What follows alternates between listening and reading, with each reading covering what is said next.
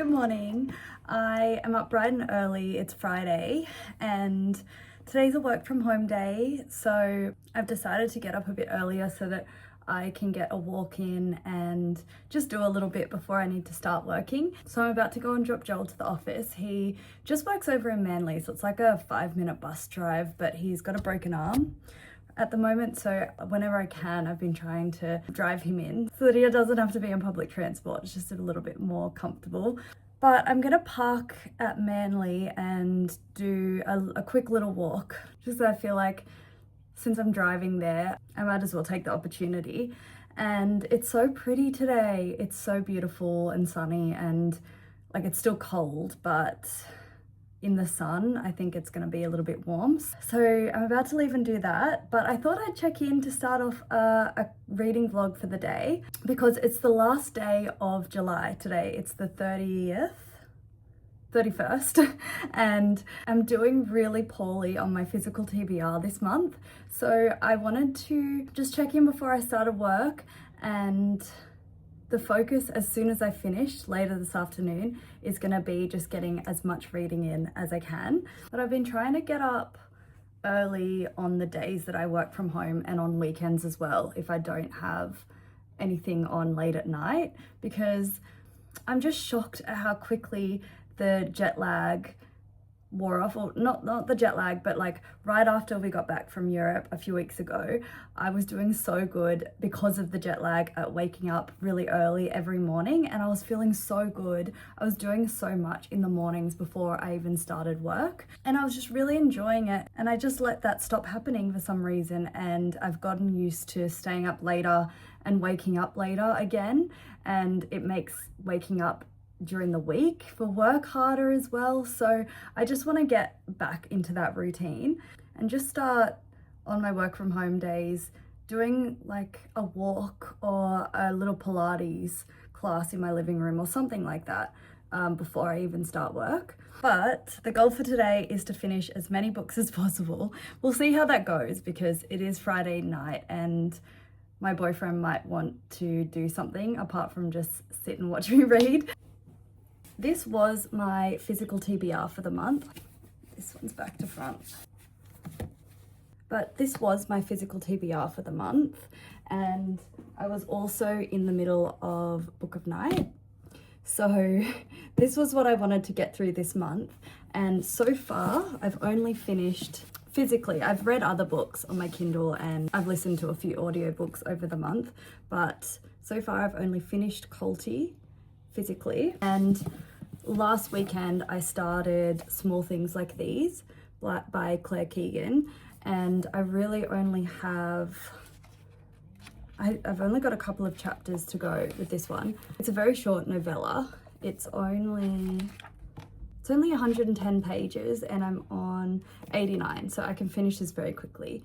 And I'm really enjoying this so far. I think this is going to be a 5-star read. It's powerful and it's got an amazing wintry atmosphere, but I'll talk a little bit more about my thoughts on this one a bit later when I get into reading it again, because it has been a few days since I picked it up. I just haven't done much reading this week over the course of like working, and I've been busy with work obviously, and then my focus has been a little bit on the crochet project that I started last weekend. So that's what I've been doing on my nights when I get home from work. So annoyingly, I've put reading a little bit on hold, but that's okay. I am going to focus a little bit more on it this weekend. But these two, I haven't even started. And Book of Night, I did make a little bit more progress on. I'm now up to chapter 23, which is past the halfway mark. And I think I've decided that with this one, I'm just gonna be slowly making my way through it. It's not one that I can just sit and binge because I do get a little bit bored. I find myself zoning out of it a little bit. So I'm just kind of chipping through it little bits at a time, and I don't think I'll finish this month, but that's fine. So today's reading plans: finish Small Things Like These and get started on at least one of these, and I hope to finish it.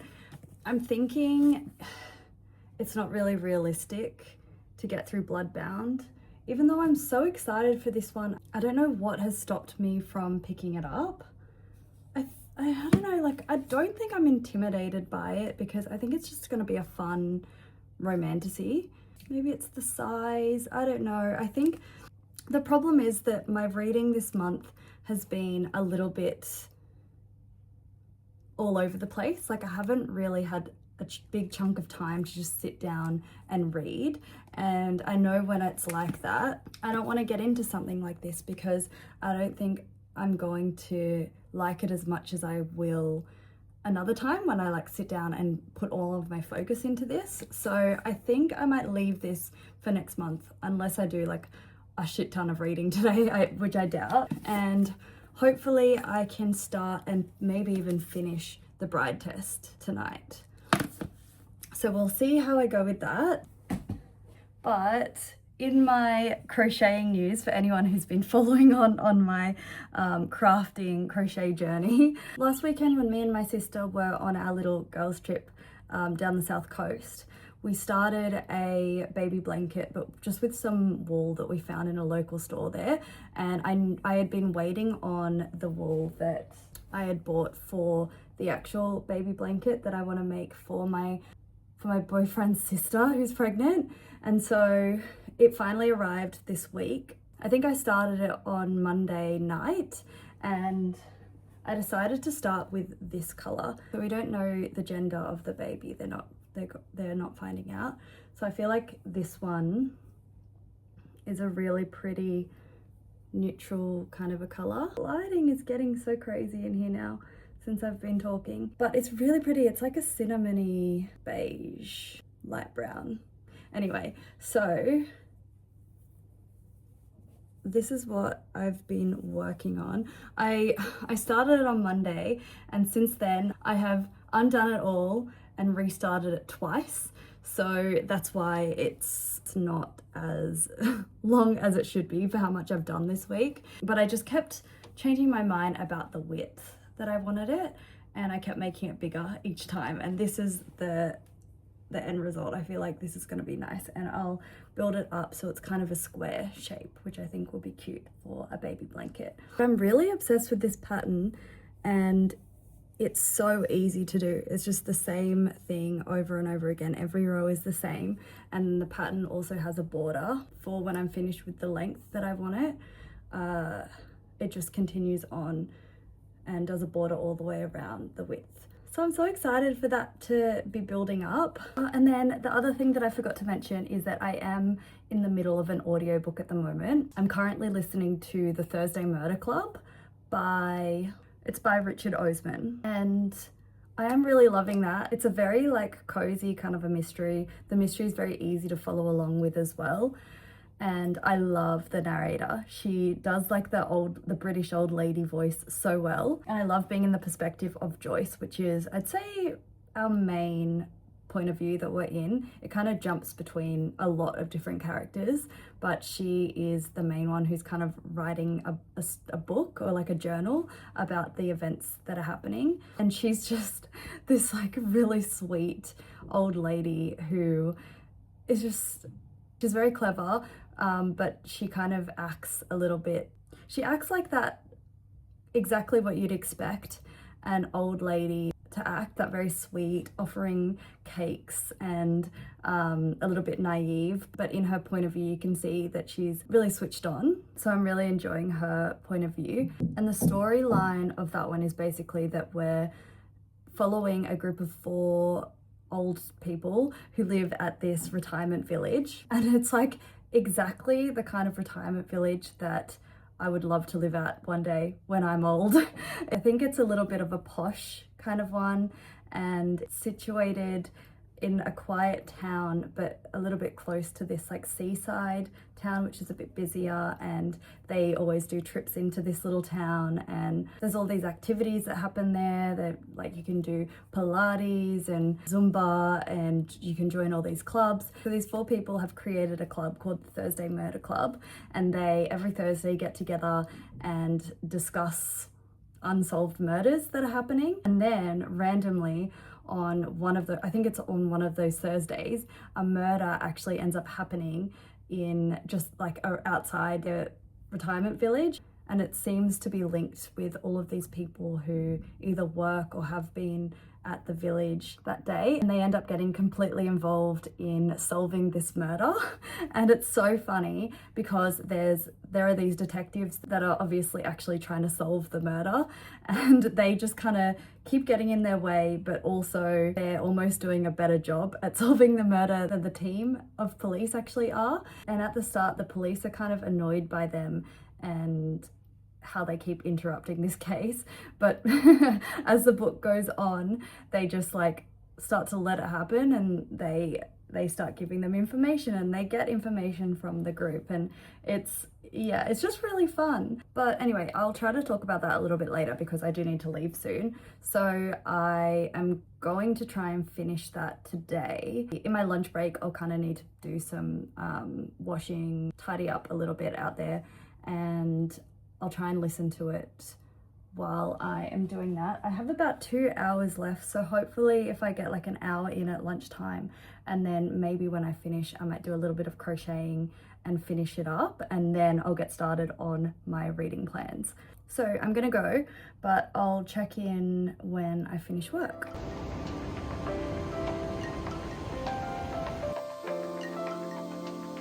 Sorry about the background noises, I just put the washing on, but I just bought these overnight chia seed and oats, berry coconut things, because I thought if they taste nice, it could be so much easier than making these overnight things. For breakfast, I always either have like wheat bix with some protein, Milo, or I try to make the overnight oats, wheat bix kind of thing, and it kind of looks ugly, but I topped it with these toasted and salted coconut flakes and pumpkin kernels. And yeah, I'm excited to see what it's going to taste like. It kind of looks like mush, but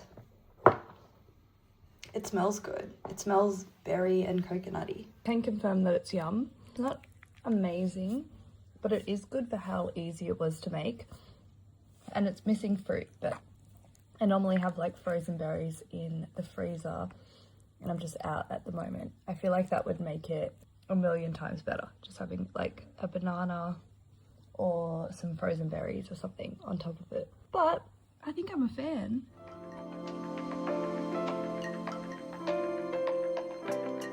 My cute little Christmassy bowl, even though it's not Christmas, but I feel like it's wintry themed for my soup that I'm making.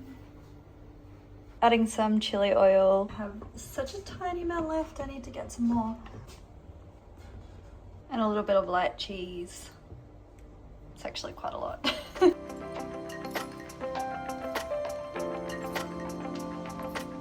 I decided to go for a soup because it's a pretty light lunch, and it's got a lot of vegetables and stuff, so it's filling, but we're having a roast pork for dinner, and so I don't know, I feel like that's going to be a really yum but big kind of a meal that we're going to make. So just decided to make a simple little soup, and I actually can't believe how beautiful it is sitting out here. How is this winter? But I did look at the weather reports for the next couple of days, and because it's Friday, tomorrow it's going to be the weekend, and the entire weekend is going to be yucky and raining, so that kind of sucks. But I'm just going to enjoy it today, even though I need to stay here and work until it's dark basically. But at least I can sit out and have my lunch in the sun. I hope the sound in the background isn't too loud. The dryer's going, and every now and then we're still getting construction noises happening, which is fun. But I'm on my lunch break and I just ate some soup. We're having, I think I mentioned this while I was eating it, but we are gonna have a roast tonight. We've got like a roast pork that we're gonna make crackling, and some roast potatoes and things like that. So it's probably gonna be a pretty big dinner. So I just had like a light soup for lunch with veggies in it, but I ate that really quickly. So I'm literally only like 10 minutes into my lunch break. So I thought that I would sit down and keep going with my audiobook of the Thursday Murder Club and do a little bit of crocheting for the next half an hour or so before I have to get back into work.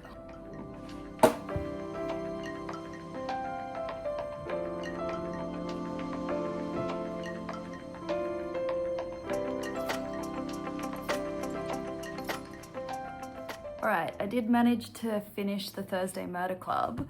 I only had like half an hour left on it and I was reading it at like 1.7 speed, so that was pretty quick actually. And the ending was good.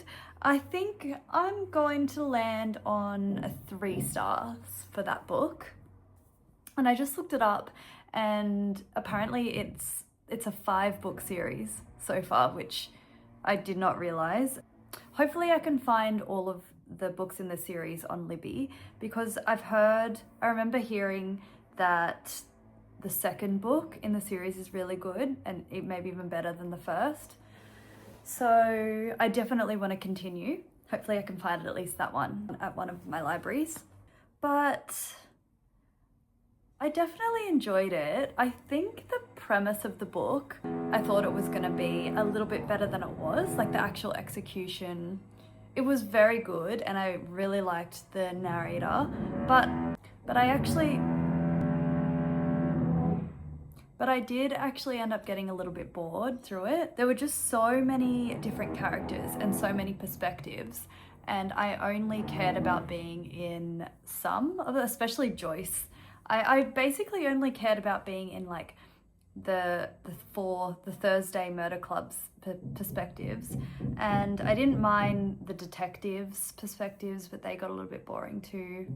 I don't know. I think 3 stars is right because it's a very middle of the road kind of a mystery, and it definitely did feel cozy and I liked that. But I do think it was well written. All the characters were well thought out and they had like quite in-depth backstories, and like it was very wholesome. Like all of the characters were, even the bad characters were kind of decent people. Well, most of them, not all of them. And yeah, it had some fun twists. I did like some of those little plot twists towards the end. So I'd definitely consider reading book 2 of the Thursday Murder Club series. And while I listened to that, I think I did like 2 more rows of my little baby blanket, and I'm actually obsessed. I'm loving it, how it's turning out.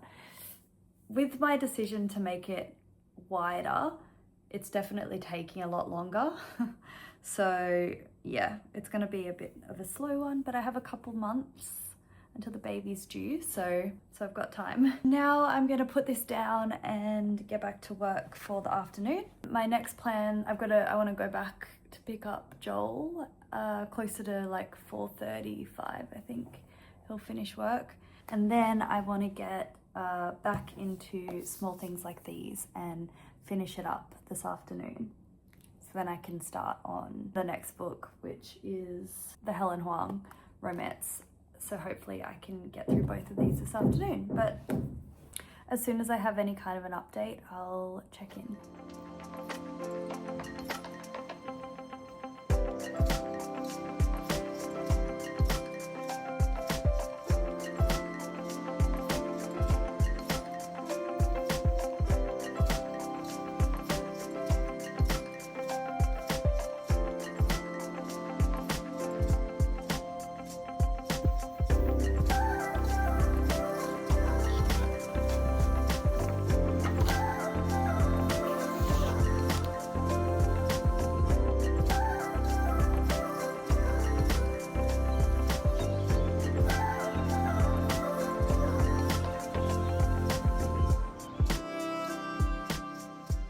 It is about 6 p.m. now. I finished work a bit earlier and then just had a shower and got into some comfier clothes. And I did a little bit of reading and I have some updates. So I finished Small Things Like These.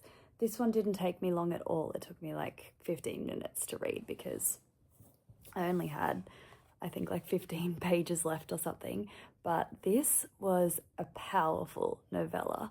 And it was about a topic in Ireland that I really didn't know too much about. So over the course of reading this week, I feel like I've done a little bit of research and learnt a little bit about this topic. So I definitely recommend everyone reading this, especially if you want to learn a little bit about Ireland's dark history, recent history really.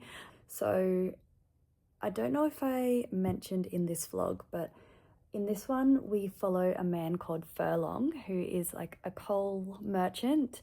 He lives in a very small town in Ireland, and this is a historical fiction, so it's set in the 80s, in the 1980s. It follows the days leading up to Christmas in this small town, so it's very cold. It has very wintry kind of vibes. Bill Furlong goes out when it's still dark, it's snowing, he has to do like physical labor in the freezing cold, and then he comes home into the dark as well. But he has a pretty great life. He loves his family.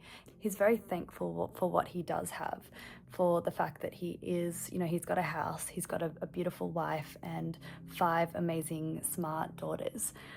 And he's a very nice character to be in because he really appreciates his family, but he does struggle with some like anxious tendencies. There are parts of the book where it really feels like he's struggling with overthinking and the thoughts in his head and his anxiety. So the story is very slice of life. Like, it's very slow moving and we just follow him doing his work days basically. And there's great Christmas vibes as he describes the town and the Christmas lights and the Christmas trees and his family getting ready for Christmas and doing baking, wrapping presents, and the girls choosing the presents that they want from Santa.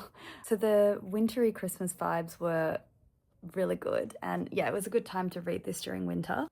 But apart from this like kind of wintry slice of life story, there is also this deeper subject around the dark history in Ireland, these laundries that happened across, like, I think from like the early 90s all the way up until like the 1990s. And this really delves into the effects of religion on women's rights, healthcare, that kind of thing. Basically, on one of Bill Furlong's deliveries to the local laundry, which is run by the church, the nuns, he stumbles upon a young girl who's been locked in a shed. And then from there, he kind of struggles with trying to figure out what's right and what's wrong, because these nuns, they really run the whole town. The church influences everything and everyone, and even like his girls go to the Catholic school in the town, so he's really trying to figure out what is the right thing to do. I feel like the whole message of this is basically, well, apart from I guess talking about this historical topic, it's the quote, "No good deed goes unpunished," is really like the message behind this. But yeah, it definitely had a dark side. Like I feel like this book really did a good job of highlighting the atmosphere of the fear and the power that the church had over everyone, and how that power kind of silenced everyone and allowed these horrible, horrific, systemic abuses to go on for so many years and unchallenged, which is so horrible and crazy. But yeah, despite the dark themes, something about the writing in this felt oddly comforting.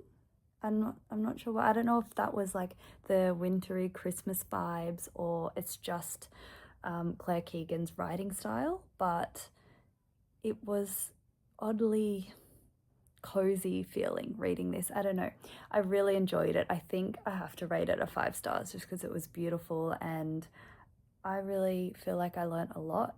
So yeah, I am very, very keen to keep going on with my mission to read more literary fiction, because as much as I love a fun romances and fantasies and things, I do feel like I can really learn a lot from these kinds of books. So I really love small things like these, and I would 100% recommend it. It's so short as well, so even if anyone's unsure about literary fiction as a genre, it's just an easy one to fly through. So we are about to start making dinner. It's going to be kind of a long one because we've got to roast the pork, but after we get that in the oven, I think I'm gonna get started on the bride test. I opened it up before and only read the prologue, so I'm excited to get into this one. And basically, and I don't know how much I talked about this one before, but basically we follow Kai, who has autism, and he's also Vietnamese. And I think the whole premise of this one is that his mum goes to Vietnam, and they're Vietnamese, but they're living in America. And his mum goes back to Vietnam and finds him a wife, I think. And then so the other main character is Esme, I think is her name, and she's the girl that his mum finds from Vietnam and brings back to America. So it's such a fun premise. And we already met Kai in the first book in the series, which was the Kiss Quotient, and he was Quan, who is the male main character's brother. I really like that these books have autism rep. The first book, the main character was Stella, who had autism as well, and we followed her relationship with Quan. And now, yeah, I'm excited to finally get into Kai's perspective and learn a bit more about him. So that's what my plans are going to be tonight, and we'll see if I can finish this up. I'll check in as soon as I've read a little bit more.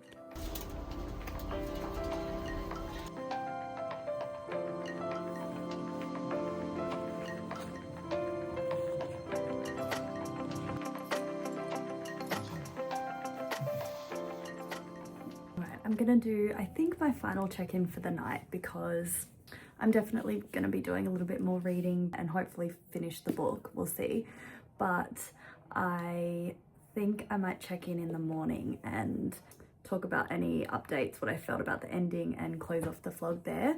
But it's been a few hours. I am now about halfway through, and it's been a really nice night. I read a little bit, and then we had some dinner and took a break from reading to watch A Night of the Seven Kingdoms while we were eating, and we actually finished it. So we've kind of been watching it over the last couple of weeks, and it is so good. I didn't love it at first, but now that I got to the end of the season, I am kind of sad that there's no more. I think they are making a second season because it's a novella, a prequel novella to Game of Thrones, and I'm pretty sure he wrote 3 prequel novellas in this little series. So there should be 3 seasons, because this first season was based off of the first book, and it was just really wholesome, and it still had a lot of dark themes to it, obviously, but it also just had a much lighter vibe than Game of Thrones, and definitely a much lighter vibe than the Dragons show, the other prequel. I didn't love that one. But anyway, then I got back into reading after we watched that episode, and I'm now on page 136, so yeah, about halfway through, and I am really liking it so far. I definitely have positives and negatives, but overall, I don't care too much about those negatives because the writing style is just so addictive. I'm just having such a fun time with it. I do remember feeling this way about the Kiss Quotient as well. It was just the storyline and the writing style and the tension between them was just addictive, and I didn't want to stop reading, and that's how I'm feeling about this too, which is great. It means that I definitely want to keep reading, and I might finish it tonight. I also realized that I have it on my Kindle. I think I downloaded it in a Kindle sale years ago, possibly up to 5 years ago, and just never got around to reading it. And so I think I might in a little bit swap over to reading in bed and read on my Kindle, which is nice, and then I can hopefully finish it tonight, even if it means I have to stay up a bit later because I know I don't have to, but it just, I don't know, it'll just make me feel better if I finish it this month. Oh, also, I realized that I think I said the wrong thing in my last update about the book. It had been a while since I read the Kiss Quotient. I think it's been like possibly over a year, and I said that Kai in this book is Kwan's brother, who is the MMC from the first book, and Kai and Kwan are brothers, but they're cousins with Michael, who was the main character in the Kiss Quotient. He's the one who's with Stella in the Kiss Quotient. And yeah, but I think I got confused because I do remember all three of them were quite close in that book. I think especially Kwan and Michael were very close, like best friends and also cousins, which is why I got confused. But so far he hasn't even been in this book yet, so, and I'm already halfway through, so that's interesting. So basically the book starts off as a prologue and we're in Kai's point of view, and it says that we're 10 years in the past, and it's basically a funeral for one of his cousins who we soon learn was also his best friend. And so that's like a really sad way to start, and also we kind of get a bit of insight into his way of thinking and how his autism affects him, and he doesn't think that he has any feelings, which comes into play a lot in the book and in his relationship with Esme. But then after the prologue we jump into the story in current day in Esme's point of view.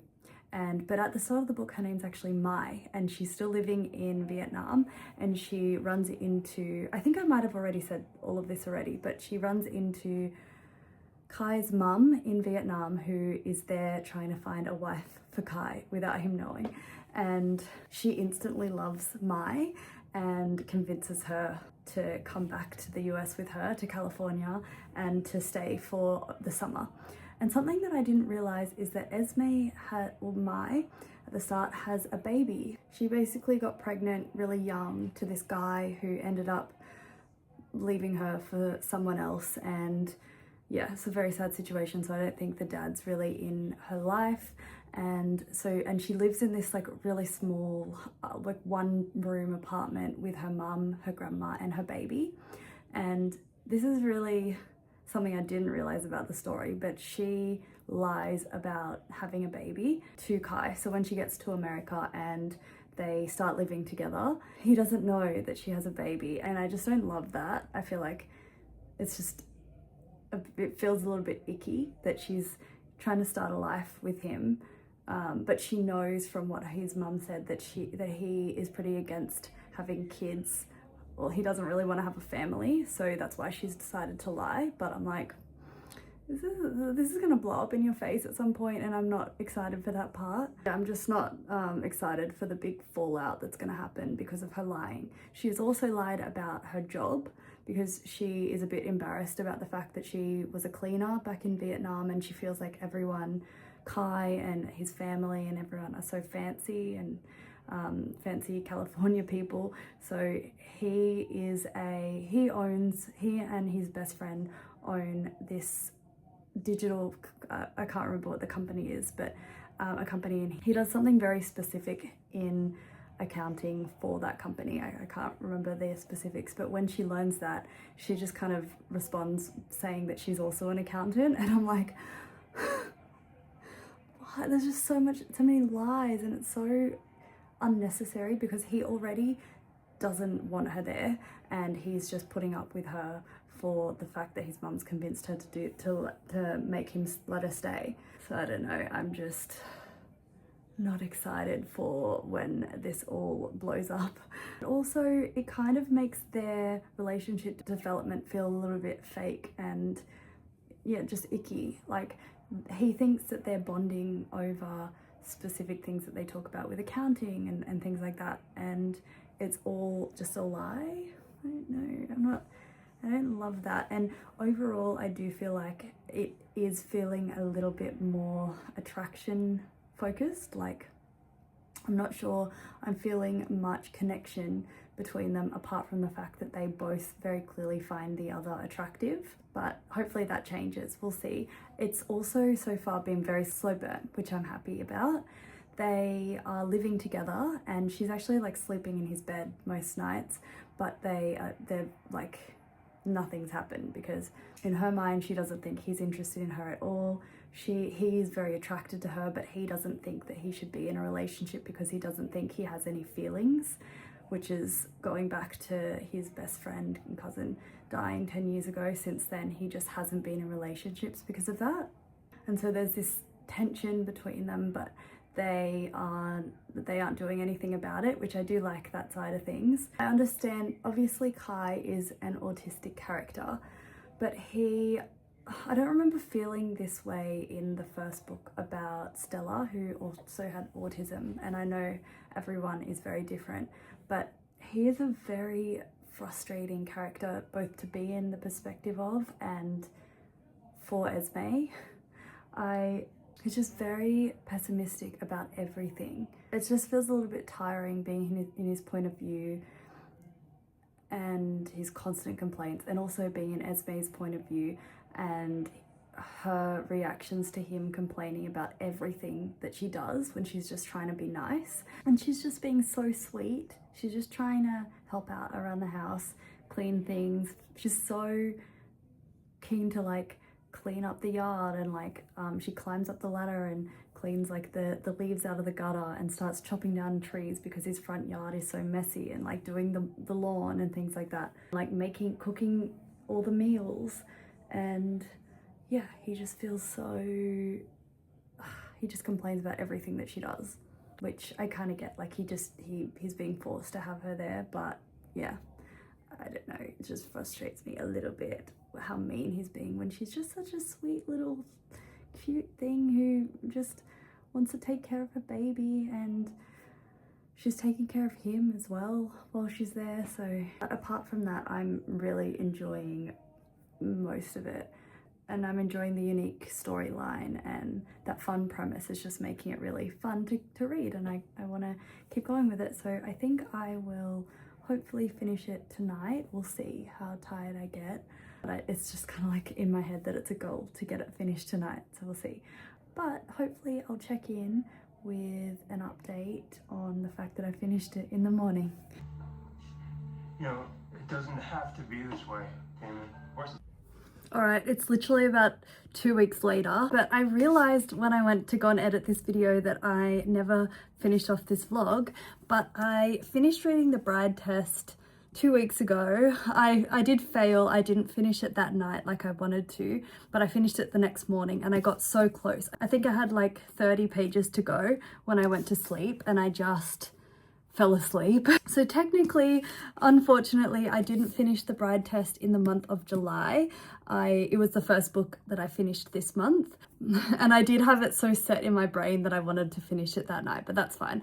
I'm happy with just having ticked off another book from my July TBR, and I'm slowly making my way through my August TBR now, and really loving some of the books on that list, but I'll talk about that in another video. So my final thoughts on The Bride Test, I ended up giving this 4 stars, and I did really love it. I especially loved the last like 40%, I think, which is so different to most books for me. Like I feel like normally I love the build up, and then as soon as they start to get together, I get a little bit bored.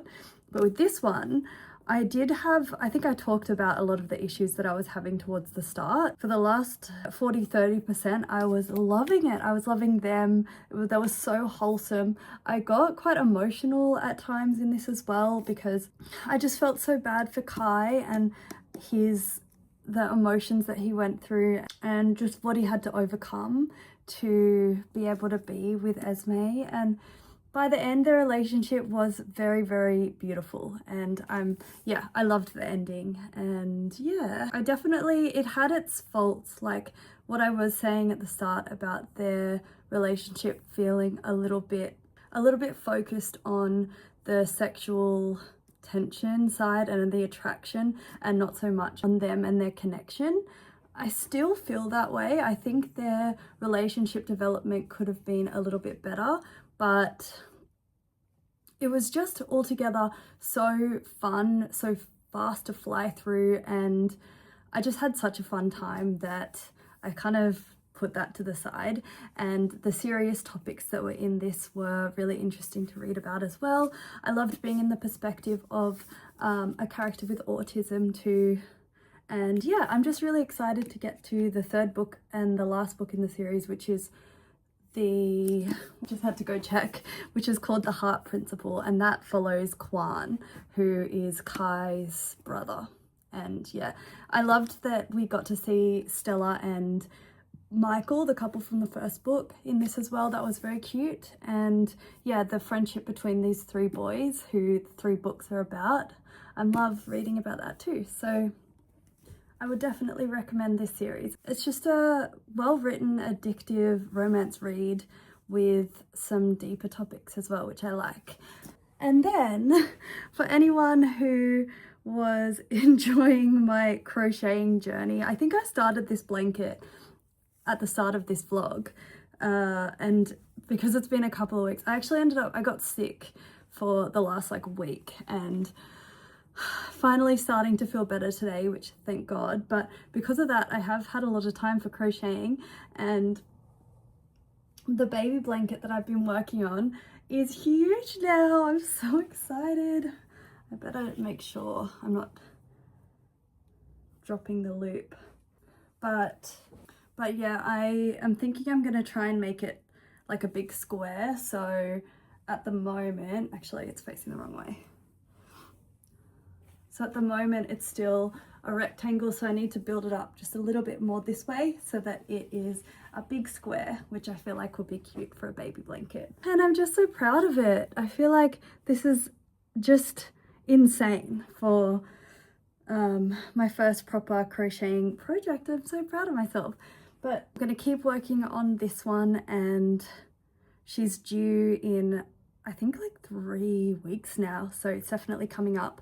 And I still have a bit of work to do because I want to finish it off and then do a border as well around it. So yeah, I'll definitely finish it by the time the baby's here, I hope. But yeah, those are my crocheting updates. I think that is all for this vlog. I had meant for this just to go for that one Friday, just to try and finish off my TBR for the month. So this is just a quick check-in to wrap everything up. But thank you so much for watching. If you did enjoy, please consider subscribing and give this video a like. And I'll see you in my next one. Bye.